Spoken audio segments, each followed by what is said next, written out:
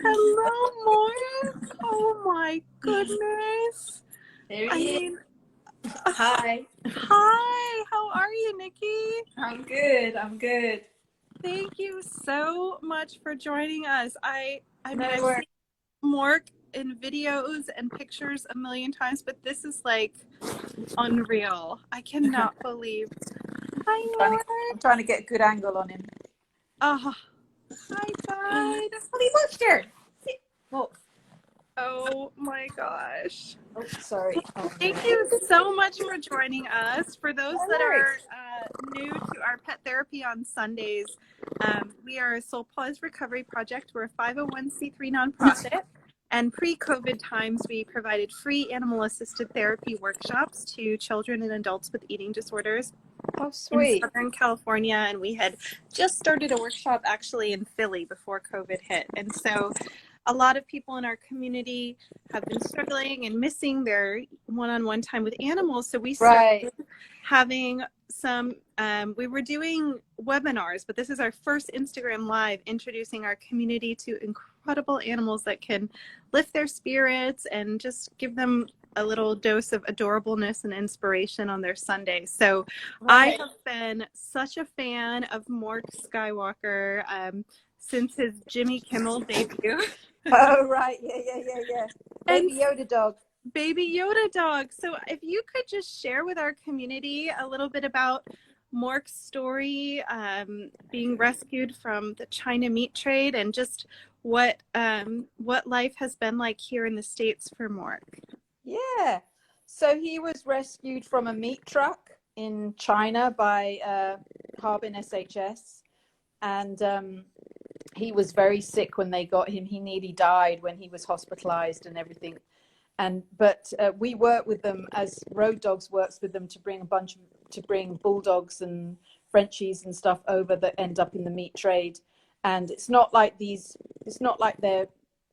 Bulldogs and stuff are bred for meat. They just end up on meat trucks when people don't want them, or come from puppy mills and they can't sell them.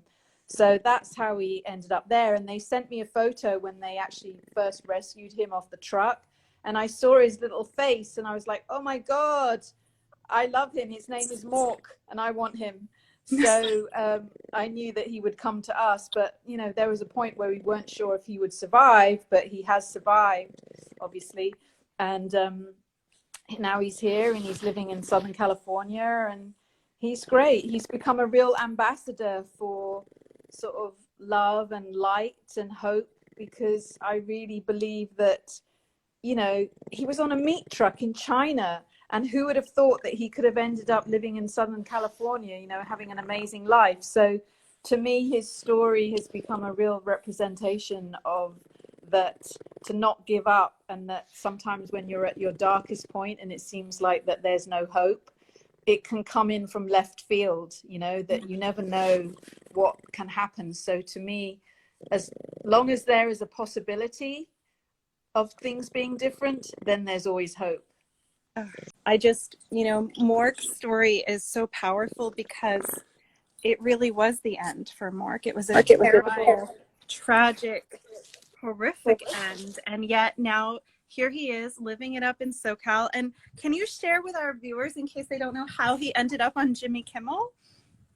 They just contacted me. I mean, ironically, I posted about it today on Instagram. So if anybody wants to see, they can go and see it on Morkskywalker on his Instagram. But I had posted a video, and I guess the video somehow went viral because people thought that he looked like Baby Yoda, who I didn't even know, hadn't even heard of at the time. And somebody from Jimmy Kimmel just reached out, and they just said, because that they just wanted to sort of shed a bit of love and light and happiness, and so they wanted him to be on. So it was fun. Oh my gosh. And it probably brought a lot of awareness to rescue efforts that are happening. I mean, because the China meat trade is not just anytime it's their apps, people can feature a rescue dog and promote rescue is really good. So yeah, we were really grateful from it, and it was fun. So that's kind of that's really what his message is that just to keep putting light out into the world, and especially around mental health and things that affect mental health, because you know, people really struggle, and I just want people to know that even though you might be feeling dark as well, it doesn't mean that you can't put light out into the world, you know, that you can't do something good for somebody else, or say something positive, or think about an action that could have a good effect. At least that's the way that I think of it, you know. So that's kind of what Mork has come to represent. Yes. And how old is Mork? And is he still having any medical issues, or is he doing? He's about, we think he's between 2 and 3. He was between 1 and 2 when we rescued him, and I've had him a year now. So yeah, he still has a bunch of issues. He's got IBD, chronic IBD that we are dealing with. So he's on like a special home cooked diet and a lot of supplements and things like that to try and keep him stable. So that's really the main thing, the main issue. And then he has sort of some skin issues, and he's got breathing issues, obviously, but we haven't chosen to do any kind of surgery or anything on him yet, because he's just at risk. And to be honest, it's kind of like, I don't want to put him through it yet. So he's but mainly his IBD is the main thing that we struggle with, which is kind of why I don't say what his breed is, even though I don't know what his breed is. People often ask what mix he is, but I don't really want to go in find out, because I think people might try and recreate him and then end up making other animals with lots of sort of genetic issues and things. Yeah, definitely. I just respect so much how you have cared for Mork, and you've spoken to it about Mork's ability to spread light even when in the darkest times of his life. Do you think if Mork could talk, what do you think he would tell someone struggling with an eating disorder?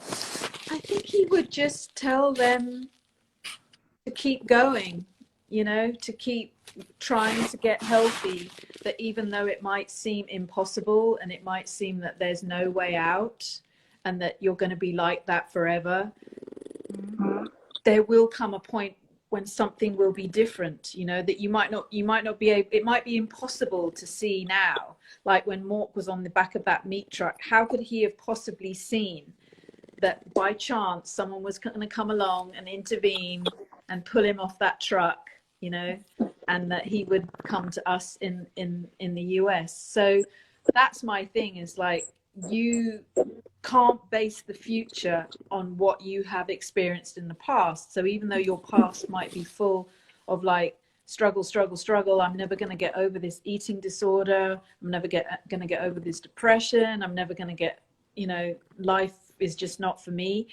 You just don't know what the future can bring. So to me, it's like, just keep moving forward one step at a time. I think that's what he would say.